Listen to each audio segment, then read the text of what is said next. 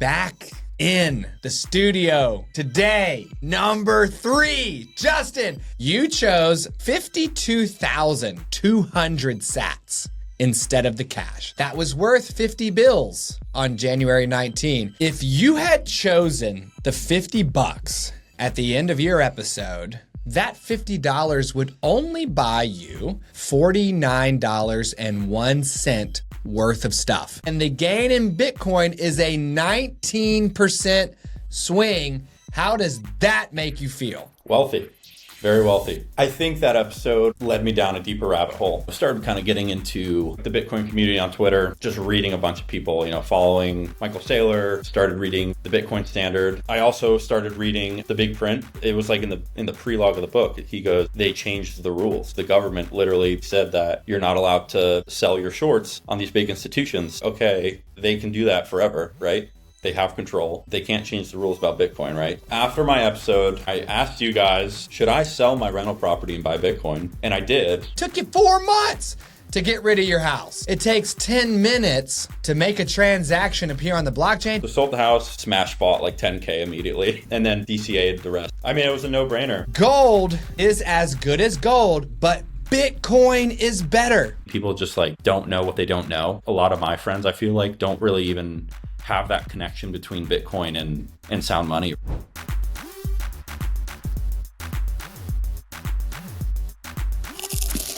Welcome to Sat Chats, the Bitcoin podcast where we chat about sats. Sats are the smallest part of a Bitcoin the same way pennies are the smallest part of a dollar. With Sat Chats, we are building the world's biggest Bitcoin welcome center to serve as your gateway to generational wealth. So, if you are brand new to Bitcoin, we want to chat about sats with you. Head to satchats.com to grab your slot in the studio today. I'm your host, Stuart. And I'm your co-host, Anna Bevan. And back in the studio today is number 3. Justin, that is such a low number. I'm going to do some mathematics for you right off the top of the gate, okay? You ready for this? Yep, let's do it. We taped your episode on January 19th of this year, 2025, all right? If you had chosen the 50 bucks at the end of your episode, 9 months some odd later, that $50 would only buy you $49.01 worth of stuff. Okay. So the gouvernement has printed money in between when you came on and when we're taping to the tune of a 2% loss in your purchasing power. 2%! Yeah. 2%! Okay? In 9 months. All right. Last episode got me too fired up. Yeah. Now, you chose, like a gentleman and a smart one, Oh, a gentleman. the Satoshis instead. You chose 52,200 sats instead of the cash. Now, that was worth 50 bills on January 19. Today, October 14, it's worth $58.65. That is a 17% gain, which means the difference between the loss in cash and the gain in Bitcoin is a 19% swing. How does that make you feel? Wealthy. Very wealthy. Yeah, wealthy. Yep. 19%? Think about that. That's crazy. That's wild. I mean, it was a no-brainer. Yeah. If you're listening to Justin's Bitcoin Baby update and you're confronted with a 19% swing in 9 months, Yeah. and you have cash in your bank account that's just more than you need for a 3-month emergency fund or a 6-month emergency fund, what are you doing? Well, and I'd also like to point out, we're not at an all-time high for Bitcoin. We're not. When it was at 125K a week or so ago, I bet it was. Yeah. I bet it was above $60 it was worth. Oh, yeah. Sheesh, Manish. Manish. Golly. So, Justin, When we had you on our show last time, okay, for everyone out there that's collecting trivia for our live game show, TikTok Next Block, Premieres at 11 on Fridays. where you play for 1 million sats, dude. Every single week we put 1 million sats on the line, okay? Some really hot trivia that might feature near the top end of the difficulty range. Yeah. Number 3, Justin, was our first ever virtual guest. Okay? Put that in your pocket. And also, he is one of the few episodes where at the end, we do not eat any hummus. We were like, he's virtual. Should we eat the hummus? We're not. That might be weird. And so we skipped it. We have come a long way. So everyone who hasn't listened to Justin's first episode, Justin bought Bitcoin at university because all of his fraternity brethren were jumping in. And one guy in particular was yeeting himself. Probably he's gone on an island somewhere like a boss. Oh, yeah. Now, Justin bought like 800 some bucks one day, then 1,000 the next, okay? On Coinbase, I think in 2017 or 2018, he dropped 1,800 bucks. He sold it later, and we did the math. It would have 10x'd, okay? It would have gone from 1,800 to 18,000, which, by the way, a 17% increase between now and then, it would have been probably over 20,000 by now, right? And we talked about how it felt to sell Bitcoin too early. We talked about what makes Bitcoin valuable. You were reading like a book at the time on the basics of Bitcoin's blockchain. We talked about like mining, and you and me and Chris all just kind of muddied our way through trying to explain to one another how Bitcoin mining works and what it even is, and it was not very good. It was a beginner's take because we're all beginners. Totally. Yeah. Great freaking episode, and I loved listening to it this morning to get prepared for the show, and I was part of it. So that should tell you something. Now, what has it been like for you since your episode of Sat Chats? I think that episode, really led me down a deeper rabbit hole, right? So I was reading this one, book that I found on Amazon, and then, started kind of getting into, more like the Bitcoin community on Twitter, X, just reading a bunch of people, following Michael Saylor, started reading the Bitcoin Standard, and that, read that book, and It's over. completely made it's over, it was over. And then, so it's just been a constant, journey of educating myself. And I think one thing that I've, realized, I think I jumped in a little too fast, honestly. I think I, drank the Kool-Aid at the very beginning, after the show. And, justifiably so, because there was so much of that I was reading that was signaling this is going to go up forever. I was so convinced. But kind of the more I, dive into it, there are, things to consider, risks, even though I don't really, think that I still believe that, Bitcoin's going to go up forever. But I think I bought, early on and was just like, this is it, I'm going to do this, and, there's no risk, but there definitely is risk. But also at the same time, it's like, I believe it's going to, be the asset of the future. Right. And then, I also started reading The Big Print. Yeah. You guys read that one? Yes. That was Now, big. short stack. Now, not only did I read it, and we did a short stack reviewing it here on this channel, but Larry Lepard is coming to tape an episode in No November. way. Yeah. And Wow. dude, you're on the same podcast as the guy who's written, I'm talking about, like, Sat Chats Wow. is for everyone. And by the way, you started reading The Big Print, and what's your take on that so far? I think, The Big Print, I kind of wish I read it first. I think it's a little bit more digestible than the Bitcoin Standard. Okay. The Bitcoin Standard I feel like I need to go reread it. Yeah. But I think it's easy for me to say that because I read the Bitcoin standard first, I think that helped me make more sense of the big print afterwards, right? So, but I like how he comes from more of a financial, traditional finance background, right? I've always been into stocks and, crypto and mostly stocks though. But like growing up, I was really into the stock market. So just having his background and like his story, I think in the very beginning of the book when he talks about like, what happened in '08 and how he, his paradigm shift when '08 happened, when, he was shorting all these, big financial institutions with the mortgage securities, right?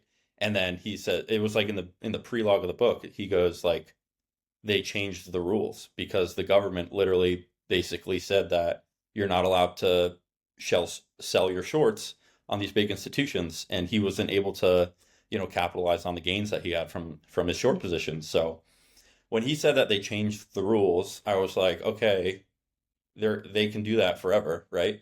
They have control, and they can't change the rules about Bitcoin, right? So yeah, that was a really, really good opening of the book, and the rest of the book was great. So my take on the big print was that if the Bitcoin standard goes through the history of money worldwide, the big print goes through the history of money just here in America. And it is kind of like a smaller, it's a little bit easier to bite off and chew as an American because it's just our country. Yeah. It's just the past couple hundred years versus Saifedean going all the way back. Yeah. To the beginning, right? I think like the snapshot of, the whole history of, the big stones on the island as currency, like there's so many parallels between currencies that, Saifedean, draws on in that book, and it's so relatable to Bitcoin. There's so many instances, and it's very interesting. But I think, just all you need to know with Bitcoin is the story of gold and, the last 50 years in the gold standard in 1971, the Bretton Woods, right? Like that's, if you know that story and, you understand what happened there, it's like, how do you not think Bitcoin is going to go up from there, What's crazy too is since you came on, we've had at least 3 people, I would say, on this show who were like, wait, the US dollar isn't backed by gold? Yeah. And like even today, they're like, huh? Oh, yeah. We're like, it's not, dude. It's floating in outer space. They're like, what? I feel like that's just not really, like when you say it and you point to like the money, like the bills itself, it makes sense, but it's not really talked about that much. Yeah. Like unless you're in like a niche like we are, where we talk about it constantly. Yeah. It's not making its rounds at like girls' night. Like, no. Like, hey girl, love that lip gloss. Did you know Nixon took us off the gold standard in 1971? Great, not the topic. Not the topic. Because I need to know where you got that lip gloss, girl. It doesn't happen. It doesn't happen a lot. So, I love hearing that coming on this show basically is what it sounds like reignited your Bitcoin laser eyes and you went trampling off like Cyclops from the X-Men, just Bitcoin Twitter, Bitcoin books, Bitcoin content. Now you said that you might have guzzled on the Bitcoin Kool-Aid thanks to us, maybe a little bit too much, and it sounds like you regret almost either smashing into it early this year or maybe dollar cost averaging on a very shortened timeline. Like, is that what you were saying, or were you saying that you didn't evaluate the risks well enough before jumping in? Yeah, I think it was the latter. Okay. I just kind of trusted my gut feeling, and so far it's been right? So I don't regret it, right? But it's, it's funny timing because I was, just this morning I was listening to the Pomp podcast, Anthony Pompliano, and he had Peter Schiff on. Oh yeah, so, gold guy. Interesting. It it was interesting to hear his take on things, right? And being a person who just jumped straight in and didn't fully consider, the macro risks associated with Bitcoin. Hearing him kind of talk about it, it was just like an interesting other perspective, right? Mm-hmm. I don't really fully agree with him, but that was one thing I did kind of want to talk about today. It was just like Bitcoin and gold. It's kind of gold's at like obviously an all-time high, silver's at an all-time high, and when we think about a general hedge against the dollar, obviously all three of us think Bitcoin's the answer. There are people that don't think that's right, like Peter Schiff. They think gold is the answer. So I guess I want to ask you guys, like, what's your perspective on gold and silver today, as it just like is outperforming Bitcoin really as of recently? Okay. All right. So are you did you just say gold is outperforming Bitcoin right now? Well, it's right currently, in as far as like Bitcoin priced in gold, I'm pretty sure gold is slightly ahead of that right now. Okay. I think there was a point where he said in August there was a point where Bitcoin was ahead, and I think now gold is ahead. Okay. All right. So, I got all kinds of thoughts to share, but go for it. Yeah? Yeah. You got any juice? You go. I'm going to ask you some questions. All right, holler. So let's talk about Bitcoin, gold, and silver as hedges against the dollar, because this seems to be playing into some of these macro risks that you're talking about.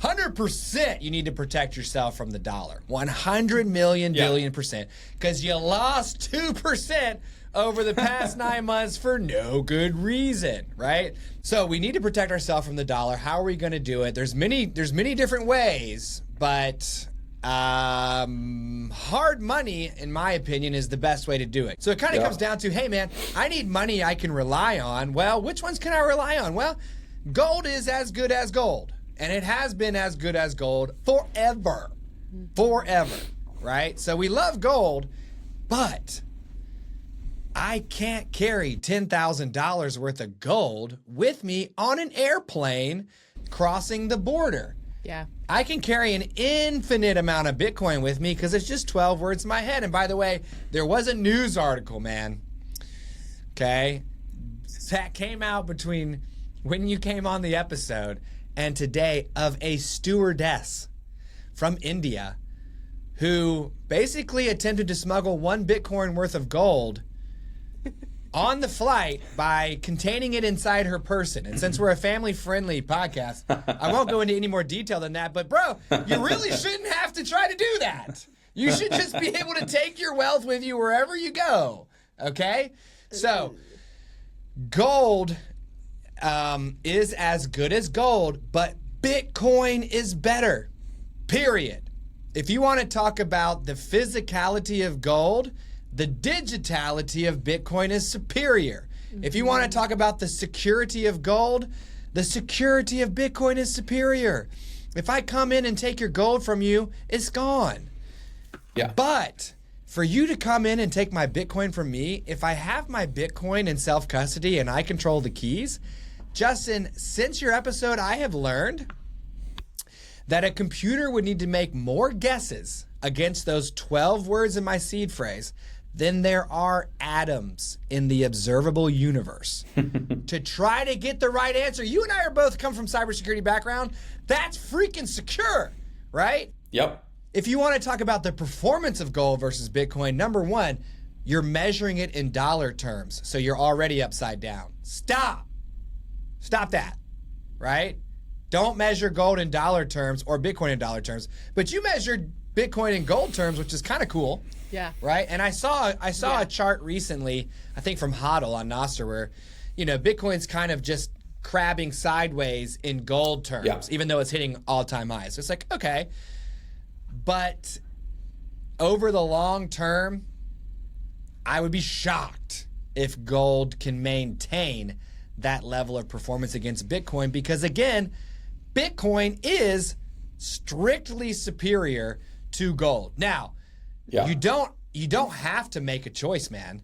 If you go back and watch number 14 Robert's episode, he keeps 1 month of cash. Anything that he gets above 1 month of cash, he places into 3 months worth of gold.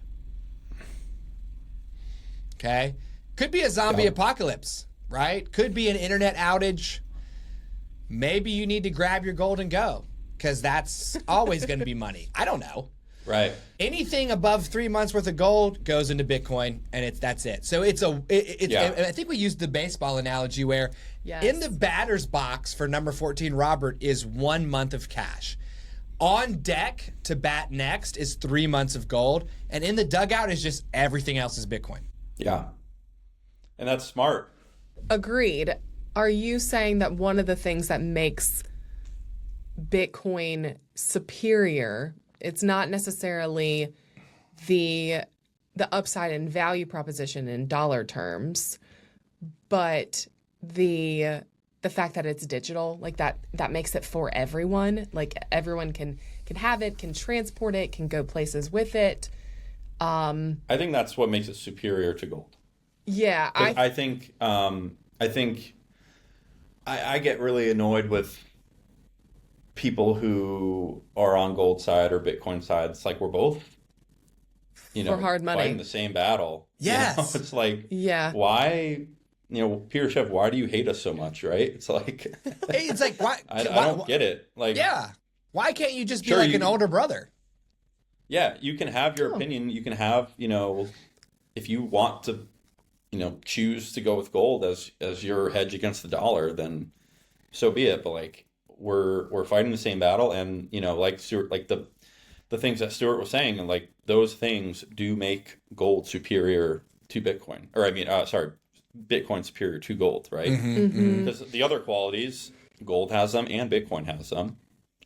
Yeah, right? and you storage of value. Yeah. Gold and Bitcoin store your value. Gold and Bitcoin are mediums of exchange, and you can think about them in terms of, you can account for things in their units. So you're right. Yeah. It's a lot easier in Bitcoin, though. It is way easier in Bitcoin. I mean, For sure. It's all easier and better in Bitcoin, but if you're a gold bug, why don't you just be happy that you figured it out earlier than we did? Because the gold bug that I went to, when I took my gold coin to exchange for cash to go buy Bitcoin, he said that his dad, who was a silver and gold bug before him, was like, look, son, just take the excess paycheck every 2 weeks, buy yourself gold and silver with it, and over the decades, you'll be happy you did. And he is. It's like, dude, great job, homie. Now, you figured out that a car is better than a horse, and bless you, okay? But I figured out that a spaceship is better than either of those things, right? And no number of cars or horses put together can even catch up to me. So I'm on my spaceship, okay? But if you're a gold bug, you could very easily flip number 14 Robert and say, look, I got a month of cash. I got 3 months of Bitcoin. And my dugout is gold. And I guarantee over time, just like Larry Lepard, who was a gold guy, you will become a Bitcoin guy. Yeah. Well, because it sounds like you've already made the mental shift of like the dollar blows. The dollar. And we should go with something else. Yeah, the dollar. I only want the dollar at the time of the transaction.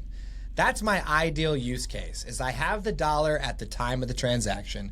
Same as I would get the krona at the time of the transaction in Iceland. Yeah. I just need it to make the exchange. That's it. Yeah. I'm not there yet, right? I have a wife, and we have a household, and she's shockingly open to Bitcoin, but she ain't ready to go all the way like your fraternity brother just yet.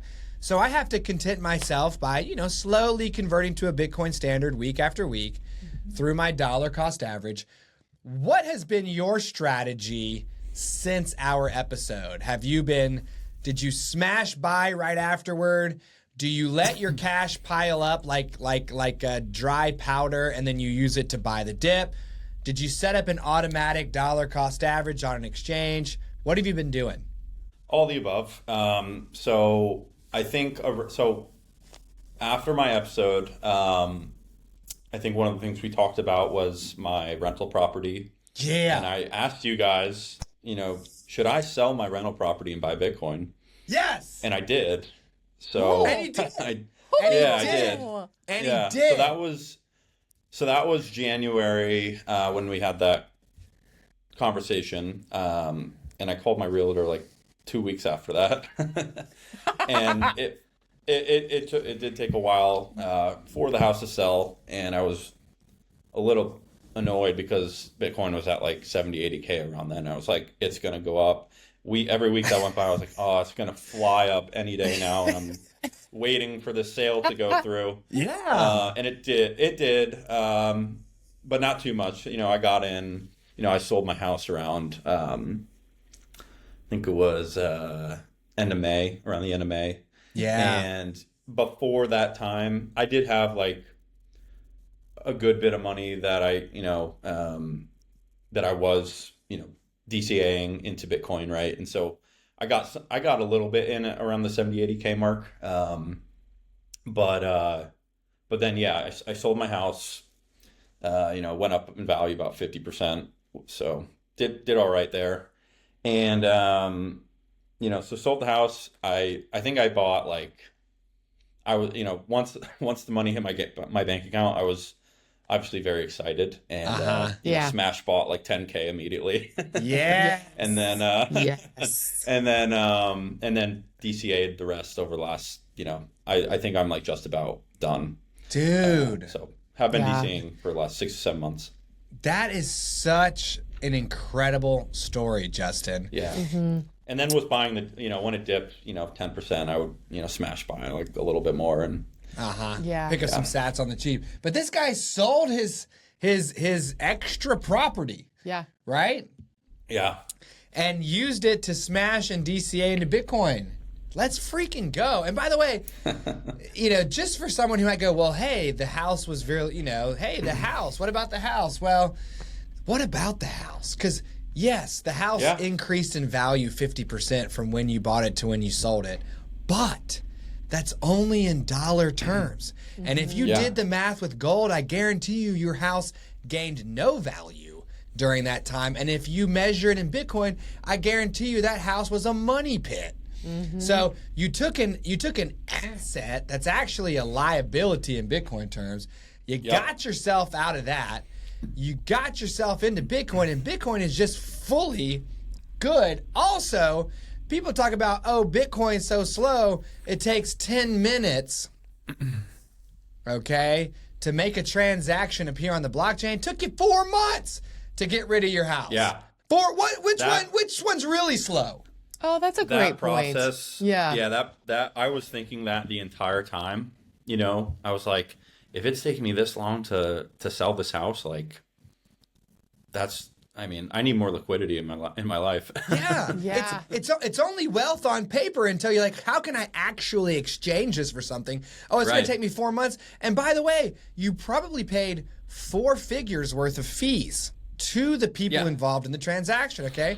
So somewhere up to 9999 was lost in fees. I was on Nostr the other day, Justin. This guy posted a transaction that was on the blockchain. Somebody exchanged Bitcoin for $20 billion. Okay, it was like a whale alert, Yeah. The fee was $3.14. Whoa. For $20 billion. Whoa. Right? And it took him 10 minutes to generate $20 billion, and he paid $3.14. It took you 4 months to sell your house. He sold the Bitcoin. I guess I don't have much experience selling any Bitcoin because I haven't sold Bitcoin since college. But every time I buy on Strike now. Obviously, Strike is something that we want to explore as well. Jack Mahler, we want to have him on the show. Yeah. And it sounds like he's building tools to help you just live on a Bitcoin standard where you can just you could convert your paycheck into Bitcoin. You can pay bills. You can get loans from them. Bitcoin-backed loans to buy more Bitcoin. Yep. Yeah, that's another thing I wanted to ask you guys if you guys have that's such done a great any question. All right. So you need to watch Mao's episode. He is the chief sales officer at Ledden, co-founder, something like that. He goes into detail about what it means to get a loan in weak currency and use it to buy strong currency. And then over time, you pay back the weak currency with the strong currency, but you don't need as much because the weak currency has gotten weaker. The strong currency has gotten stronger. Mm-hmm. It's called the carry trade. He did it with the Venezuelan bolivar during the collapse of that nation's currency under Hugo Chavez and the U.S. dollar. He got loans in bolivares. He bought dollars. These went, this went, and he basically just made free money. Because by the time he had to pay off the bolivares, he only needed a fraction of the dollars. And so he said, so then he said, no, now look, take the dollar, which is getting weaker. We just saw it's gotten 2% weaker. Yep. All right. Get a loan here to buy Bitcoin. And already Bitcoin's up 17% and the dollar's down 2%. You need less of this to pay this off. Right. It's wild. It's a great episode. It's very emotional, too, to hear him talk about Venezuela and what Hugo Chavez did to Venezuela and all that stuff. But it also helped me understand how that works. And basically, that's how it works. You're getting a loan. Well, there's two ways to do it. One, you are a responsible young man, and you go to a service, and you collateralize your Bitcoin. And you say, let me get half the value of this Bitcoin back. That's at least what Ledden pays out. Yeah, it's 50%. A couple of episodes later. That's the standard. Mm-hmm. Well, a couple of episodes later, we had Salt, the CEO of Salt, on, and they do 70%. Yeah, because they use SALT stands for Secure Automated Lending Technology, which I believe allows them to push that up. But you might run the risk of becoming insolvent with if you take out too much. So anyways, right. You can power a city with nuclear energy or you can destroy a city with nuclear energy. It's up to you. Right. So so the smart thing is then you collateralize it. You say, look, let me get the money from it. And then you can either use that to power your lifestyle or to buy more Bitcoin, which is the Chad Michael Saylor Infinite Money Glitch elite status. We love that. And I want to do that like, whoa. Mm-hmm. And the idea is if something goes wrong, well, they sell off enough of the Bitcoin that you've collateralized in order to make things good. Right. And you're not in any kind of danger of getting thrown into, bankruptcy court or something. Right. Right. What Mao did in Venezuela was just give me any money you have at any rate for no collateral. Just loan me as much free money as you're willing to do. Yeah. Because I know that this is going down. I know that's going up. And he could make that trade. And he made it as many times as possible until they started closing up the gates on that kind of arbitrage, right?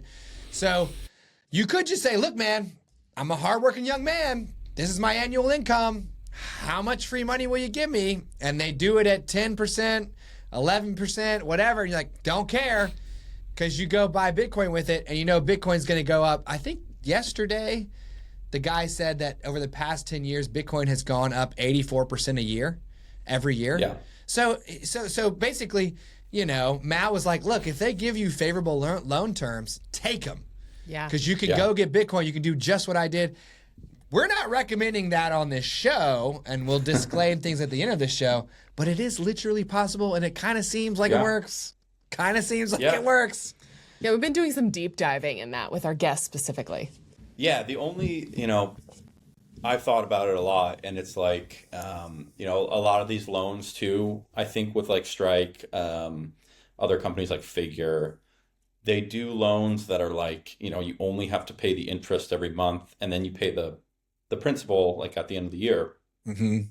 But my thing is like, you still got to pay the interest, right? And it's like, you still got to have that extra money to like cough up every month, right? And it's like, unless Bitcoin's really, going up 10% every single month, then, you're, Hit him. Are you absolutely ready for what I'm about to say next, dog? I'm ready. Let's hear it. Ledden gives you a 1-year term on your loan. The interest accrues but you do not have to pay it monthly. So you paid at the end? If you want. Because guess what? If at the end of the year everything is still juicy, they just roll it over for you. So here's an example.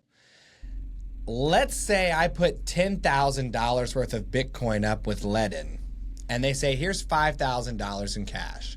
And I'm going to use this example because this is what I was literally thinking about doing. My tax bill each year has gotten worse.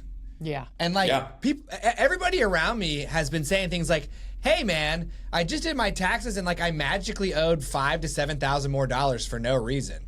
And it's happened. I'm like, I literally have sat down and done massive amounts of mathematics and even gone to the HR team in the past and said, I want you to take extra money out of my paycheck because I don't think I'm going to meet my tax bill. And then it gets time and I still owe more than that. I'm like, literally what is happening here? Right. I think that they're just raising the taxes like a mug. I'm expecting a tax bill in Q1 of next year, right?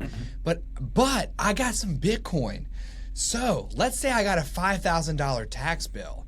I'm going to put $10,000 worth of Bitcoin up with Ledin. They say, cool, here's $5,000. I use it to pay my tax bill, okay? Now, they're accruing interest all throughout the year. And let's say at the end of the year, I owe $6,000 on that $5,000. Well, you got to have a 50% loan to value with Ledin.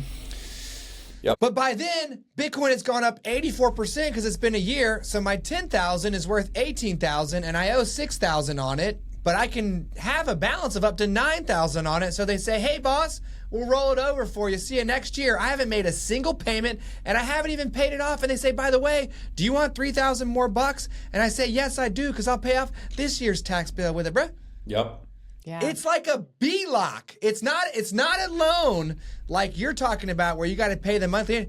It's a B-lock, like a home equity line of credit. It's a Bitcoin equity line of credit. And as long as the ratios, as long as the glass is the correct amount of, you can just, and there are some dudes that have just left Bitcoin with Ledin and they're just siphoning off 50% of its value over time and they don't ever sell their Bitcoin. Dude. Now here's what I'll say, because it sounds like magic internet money. Too good to be true. Too good to be true. Magic internet money, cheat code, game genie, infinite money glitch. Yeah, I think the reason why it sounds that way is because it is that way. Yeah. And if we can extrapolate out to a world where the last Bitcoin has been mined, hyper Bitcoinization is here, and the only money anyone will accept is Bitcoin, then you can't do this Bitcoin into fiat loan hijinks. Because what they're doing only works with a form of money that you must accept that's getting worse over time. Right. So it's only a solution for now. For now, but fiat's probably going to take 300 years to die. Right. Like So- for our lifetime. We're good. Yeah. Basically, we basically get to do what the Europeans did when they manufactured an unlimited amount of glass beads and just shipped them down to Africa to buy all of Africa's stuff. Yeah. So long as the government says we control the currency, you must accept it, and we're going to make it worse over time, then I can take my currency that doesn't suck and use it as collateral to get more and more and more and more and more of this junk for as long as this stuff is a thing. It's insane, dude. Yep. I've been afraid of it for a long time, but I'm getting more and more emboldened to be like, you know what? Rich people do this with not Bitcoin right now. Yes. But I don't have a bunch of stock in Amazon. I don't have a bunch of land. I can't do what they're doing. But with Bitcoin, I absolutely can. And Ledin, it sounds like they're making it easy. I've been thinking about doing it like small scale, just to get comfortable with it. Doing like a 5K loan from a 10K. Just to test the waters. And then even with the sale of my house, I owe a good chunk of change to Uncle Sam, right? And so I'm thinking about doing the same thing you're doing, but with my capital gains tax. Seriously, it's like, okay, I could take the Bitcoin that I've built up over this year, thanks to the proceeds of my sale, sell off a chunk of that, pay off the tax bill, and that Bitcoin is now gone. And in a world of hyper Bitcoinization, where Bitcoin is the only money and the government needs you to pay them in Bitcoin, then that's all you can do. And that's okay. I absolutely welcome Saifedean's world of everyone with Bitcoin, exchanging Bitcoin for Bitcoin, and none of this collateral hijinks is possible. At least, I guess you would have to put up like land, or you couldn't put up Bitcoin for fiat. You'd have to put up other stuff for Bitcoin. Anyways, instead of doing that, you can just say, okay, let's say I made $100,000 in proceeds. I owe you 25 grand. I'm going to take 50 grand worth of Bitcoin, get half of it in fiat, pay you off with that, dude. And I'm good. I'm good. I'll just let that loan continue to do what it's going to do, and we're fine. That's insane. Because that Bitcoin could then be worth $100K later. And if you wanted, you could say, okay, I want to pay off the 25 now. But instead of losing 25, you've taken 50, and then later it's 75. It's insane. It's insane. Yeah. So what would you say to the satillionaire in our audience, Justin, who has not yet stacked their first sat? What's your advice? What's your experience? What do you want to say to them? I think, when I first got, went down this rabbit hole, right? I think the thing that kind of surprised me was like a lot of the early education wasn't even about, blockchain technology. When I, in college, I associated Bitcoin with blockchain, right? I associated Bitcoin and Ethereum and Litecoin and all these coins as the same thing, right? I didn't really know Bitcoin was different, right? And so when I first kind of started getting into it and trying to understand why people, why the price kept going up, why people were buying it, a lot of the education was all around, the history of money, right? And, Bitcoin being kind of like an alternative to the dollar, and not necessarily like a replacement, is, a lot of people, I thought it was at the beginning too, like, yeah, the dollar's not going to go anywhere. Like I don't see a world where, at least in the near term, where every single person in the world is going to be, using Bitcoin. I thought that was a little far out there. But just like understanding the basic, the basic qualities of sound money, right? And what's considered money and why something's considered money and or why something is considered valuable, right?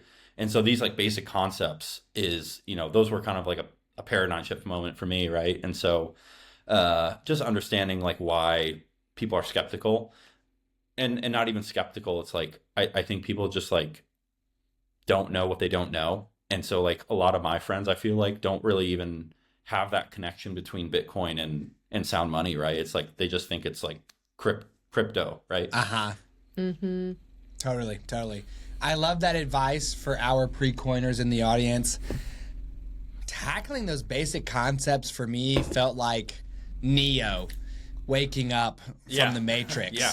And you're like covered in goo and you like kind of poke your head up and see like rows of incubation tubes. You're like, dude, where am I? And where have I been this whole time? Nothing I thought was true is true. This is crazy. Like, real money has existed for a long time. Yeah. And honestly, the only one that stood the test of time is gold. Yep. So it ain't bad to have some if that's who you want to be. All right. But Bitcoin for the past 16 years has operated successfully around the clock. You can always trade it. It doesn't have to be something that trades during the stock market hours, It ain't hard to find a buyer either. If you're willing to sell your Bitcoin, I'll buy that. I'll buy it. Give it to me. Give it to me. I'm here. Michael Saylor will buy it. Okay? Yeah. So really good advice. Tackle those concepts. Start to ask yourself, what is money? And like our girl, Ocean. Yeah. She said, what if your money isn't what you think it is. I was like, dang, that slaps. It was a real hot take. So, Justin, you came back today for your Bitcoin baby update, but guess what? What? There's so much to Bitcoin that we will never fit it all into a single chat about sats. And now we've learned that we will never fit it into 2 chats about sats. So, we would like to ask you if you would be willing to come back on in another 9 months for your Bitcoin toddler update. Would you be willing to do that? I would be honored. Let's absolutely go. Fantastic. We'll flip it over to Ithaca Hummus. So this is your first tasting Yeah. episode. And so we're very Virtual excited tasting. about this. Oh. For today's purposes, we are going to be tasting roasted red pepper. Okay. From our founding sponsor and one of the co-founders of Sat Chats, Chris's company, Ithaca Hummus. We are going to act as your taste buds today in tasting this roasted red pepper. That's my favorite flavor, so good choice. Oh. Excellent. So you've tucked into the Ithaca Hummus since Oh, the yeah. show as well. Look at that, sponsors. Okay. We're making hummus. brand new Bitcoiners. We're reigniting old Bitcoiners. Yes. We're making new Ithaca Hummus customers. Yes. Jack Mahler's. Look. Jeremy, flip right here. Where it at? It's right here. It's on the wish list, okay? Yep. Come on, bruh. Sponsor the show, bruh. Because Sat Chats works. It Cheers. does. Cheers.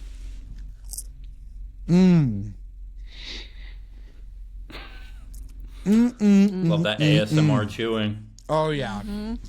That's actually 99% of our subscribers are actually just ASMR people. That has not been confirmed, but They're not likely. Bitcoiners. They're only ASMR people. Yeah, like ASMR. That's Yeah. it. They're like, oh, yeah, that woven wheat going in the roasted red pepper. Okay. Now it's time. where we would like to make you an offer. Here on Sat Chats, we believe in value for value, and in exchange for your time and coming on our show, we would like to give you the choice between $50 in fiat or $50 in Bitcoin, which at today's exchange rate is 44,600 Satoshis. What would you like to choose? I'll definitely take the sats. You know, Bitcoin's pretty low today, so great time to buy. Great time to buy. And the price that you bought these at is $0. So that's helping That's right. your cost basis out like a mug. Oh, yeah. Now, Absolutely. last time you got 52,200 Satoshis. So we'll add that. Your lifetime stack with Sat Chats is now 96,800 sats. You're almost 6 figures with us. Almost. Yeah. Which Yeah. is huge. Now, you got those at today's exchange rate of 112,540, but you have the dollar cost average style gains from last time. So your current stack is worth $108.88. So you're still up about 9%, right? So for all our Satillionaires who are wondering, how can dollar cost averaging keep me in the green even though I'm buying at today's prices? I don't get it. Yeah. Well, you're taking those 17% gains that you just had, you're buying at today's prices. Now your gains are cut in half to 9%, but that's still a 9% gain. Yep. And then it keeps going up and it keeps going up, you know, and all these purchase points kind of combine and kind of meld down into, hey, Bitcoin's trading at 110, but my cost basis is 90K. You know what I mean? Yep. Also saw you got the Gemini sign up there. Looks you're trying to get them to be a sponsor. Yeah, so we are. decided that we would do like a wish list of like, hey, these are the companies Yeah. that we have either used or we've heard from some real trusted OGs that, the approval is there. Because a lot of the OG Bitcoiners from back in the day, they don't like certain companies because the companies, they're kind of Bitcoin-y, but maybe they do some weirdness that, is not moral. So these are like, who we're looking to attract. So that's kind of you and I would call this is our these are our key prospects right here. These are our named accounts. Yeah. These are the named accounts right here. Exactly. Somebody go update Salesforce for me about that. Yep. I got the orange card right here. Oh, dang! Check this out.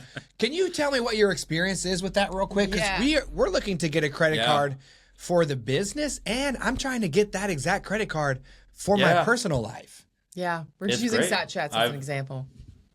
I've had it for 5-6 months, and I've already accumulated like $500 in Bitcoin with it. Dude, stop. Just from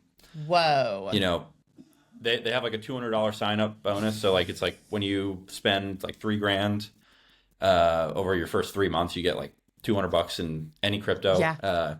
And then they have really good like rewards. So it's like 4% back on like Ubers. You get 3% back at restaurants, 3% back at the gas station, 3% at like the grocery store. So if you got a family to feed, go to the grocery store, swipe it.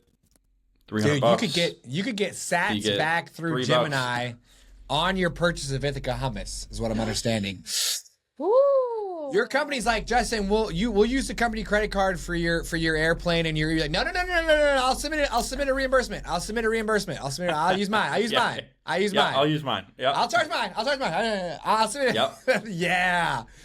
And it's cool because it's like I heard like the Winklevoss guys talk about it. It's like the idea is like, let's say you wanted to buy like, something expensive, like, I don't know, you want to buy a new laptop, right? It's like $3,000, right? And put it on the card, you get whatever cash back, maybe like $30 or something. Over time though, that $30 could turn into $3,000. You could get a free laptop over 10 years, right? Yeah. Insane. So it's like, it's crazy. Insane. Crazy to think about that. Yeah. Did you consider any other cards when you were looking at the credit card? No, I just really, the orange really got me. You're like, ooh, pretty. Yeah. Okay. Yeah. Bitcoin orange. Yeah. Yay. Yeah. That's why he likes the roasted red pepper too, y'all. Yep. He's gone ham on the Bitcoin. I love that. The Bitcoiner hummus of choice. Yes. All right. Incredible. Thank you for sharing that. So let's absolutely go. Satillionaires, if you enjoyed Justin's Bitcoin Baby update, subscribe to our channel here on YouTube. Help us get 10,000 strong before Yule. We will select one from among you and drop 2 million sats on your head to say thanks for helping us reach that milestone before the end of this year. We are on YouTube 5 days a week at 11 a.m. Eastern. Monday through Thursday are episodes just like this one. Friday is our live game show, TikTok Next Block, where you play for 1 million sats. 1 million sats. If you want to support the show in other ways, it's all in the show notes for you. If you're Jack Mahlers and you're just done doing a podcast from your walk-in closet that has no items anywhere on the shelves, right? We all know his closet that he works from. And you just happen to see this somehow and you want to sponsor Sat Chats, there's information in the show notes for you as well. But also, if you're Jack Mahlers, sign up to come on our show, satchats.com. Right? Exactly. All right. Thanks so much for watching, everybody. Remember, Sat Chats is for educational purposes only, especially when we be talking about all them loans. Exactly. And should not be construed as financial advice. Do not construe Justin's episode for financial advice. Don't. All right? Also, our guests' views are their own. We disclaim it over here. We do indeed. Until next time, keep stacking those sats. Bye-bye.